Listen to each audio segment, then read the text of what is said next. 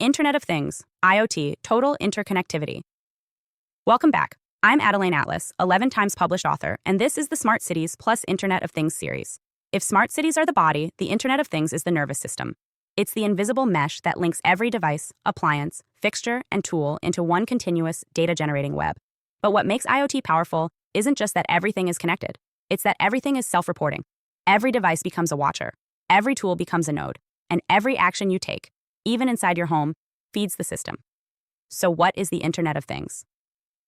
At its core, IoT is a system of devices, physical objects embedded with sensors, software, and network connectivity that can collect, send, and receive data. That's it. But in practice, it's much more than a data highway. It's a behavioral mirror, recording, analyzing, and responding to everything you do, from how fast you drive to how often you open your fridge. IoT is already around you. You wear it on your wrist. You talk to it through voice assistants. You live inside it if your thermostat is smart, your home security is cloud-based, or your lighting adjusts to motion. You carry it in your pocket. Your smartphone is the master key. But inside smart cities, IoT doesn't just enhance your life. It measures your life. It predicts your preferences, flags anomalies, adjusts your environment, and builds a profile you never consented to. Take a basic example. A smart thermostat like Nest doesn't just regulate temperature. It learns your schedule. It knows when you leave for work, when you come home, when you sleep, and how you react to environmental changes. That information doesn't stay local. It's sent to servers, where it's analyzed for energy efficiency, and, potentially, used to inform energy rationing or surveillance modeling. In some places, smart thermostats have already been remotely overridden by utilities during heat waves. Not requested, forced. Or consider your fridge. A smart fridge can track the food you store, how often you open the door, what you waste, and even what brands you prefer. This sounds helpful, until it's connected to a dietary carbon tracker or insurance incentive program. Now your eating habits aren't just personal. They're scored. And if your consumption exceeds the target footprint, prepare for higher premiums or restricted options. This is where the innocent becomes the infrastructure of control. IoT makes data harvesting ambient. You don't have to opt in, you just have to live near it. If your neighbor has a smart doorbell with facial recognition, you're being recorded. If your grocery store uses shelf scanning sensors, your purchasing behavior is logged. If you walk through a city with smart poles, your face, posture, and phone signature may be captured whether you engage or not.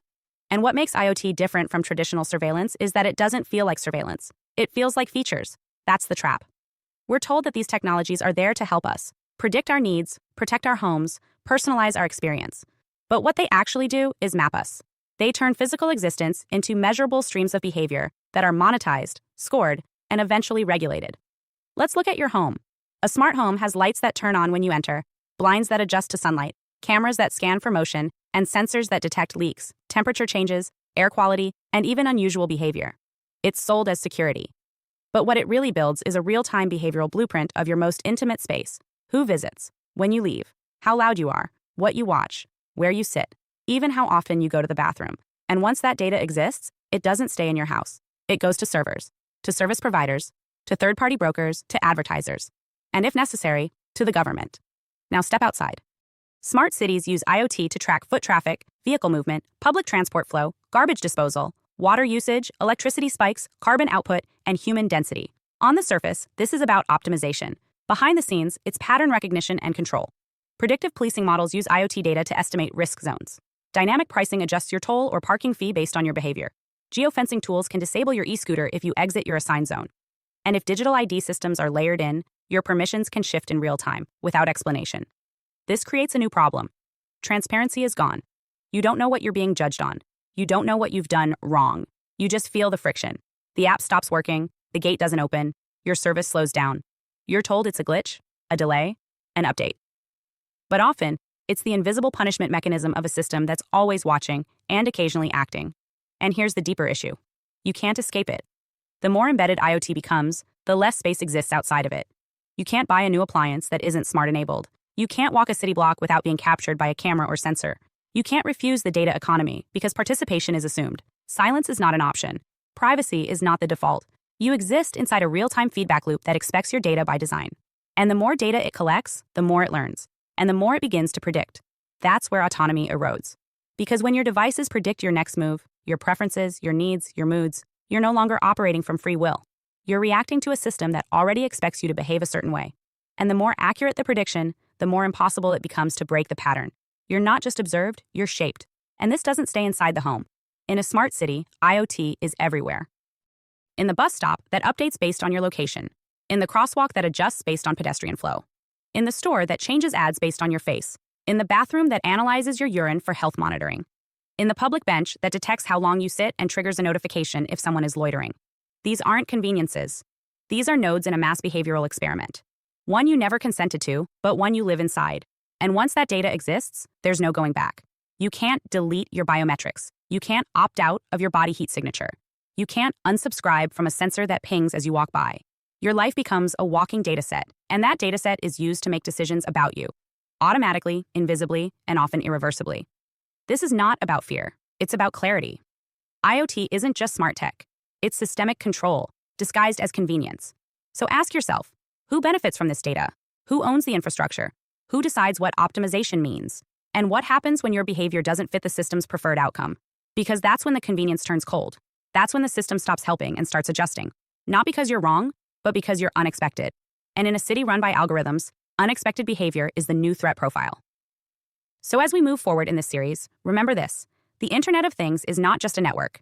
It's a philosophy of control, one that assumes you must be watched, measured, and corrected in real time for the good of the system. And unless we question that philosophy now, we'll wake up in a world where freedom isn't revoked. It just slowly disappears behind automation. Hi, I am Adeline Atlas, 11 times published author, and SOS, School of Soul has a brand new series, the AI and Future Technology series. Look, you know the world is changing. And no, it's not going back to normal. Normal is over, and what's coming next is beyond anything we were prepared for. The School of Soul, AI and Future Technology series includes 319 videos on 1. The Download Society, How Data Has Replaced Destiny. 2. Predictive Future. Your next moves aren't random, they're forecasted. 3. Social Credit Systems. The behavioral economy now governs access. 4. Hive Mind. Synthetic telepathy and collective algorithmic control.